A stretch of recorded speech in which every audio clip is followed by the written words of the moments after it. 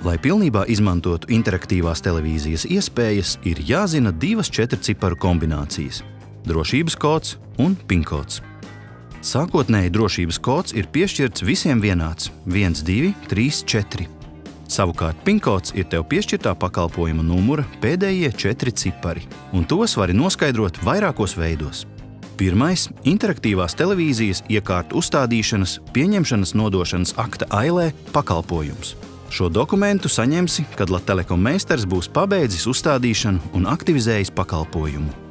Otrs – līguma pielikumā par elektronisko sakaru pakalpojumu, ko līdz ar pašu līgumu saņemsi pa pastu pēc pakalpojuma pieslēgšanas.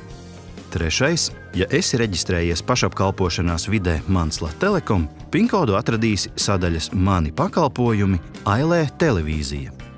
Ceturtais – PIN kodu vari sameklēt savā ikmēneša Latelekom rēķinā sadaļā elektronisko sakaru pakalpojumi, aplūkojot pakalpojumu numura pēdējos 4 ciparus.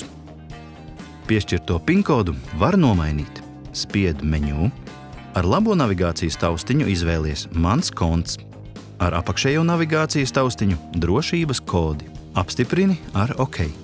Ar labo navigācijas taustiņu iezīmē sadaļu Mainīt PIN kodu un spied OK. Lai uzsāktu kodu nomaiņu, spied OK. Nākamajā logā ievadi drošības kodu un apstiprini ar OK. Norādi jauno PIN kodu, spied OK, un, kad esi ievadījis vēlamo PIN kodu atkārtoti, apstiprini galīgās izmaiņas, vēlreiz nospiežot OK. PIN koda nomaiņa ir sekmīgi paveikta. Iesakām nomainīt arī drošības kodu. Iezīmē izvēlnē Mainīt drošības kodu, spied OK.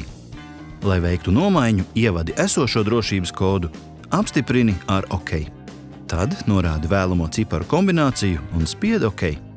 Ievadi vēlreiz jauno drošības kodu, apstiprini ar OK.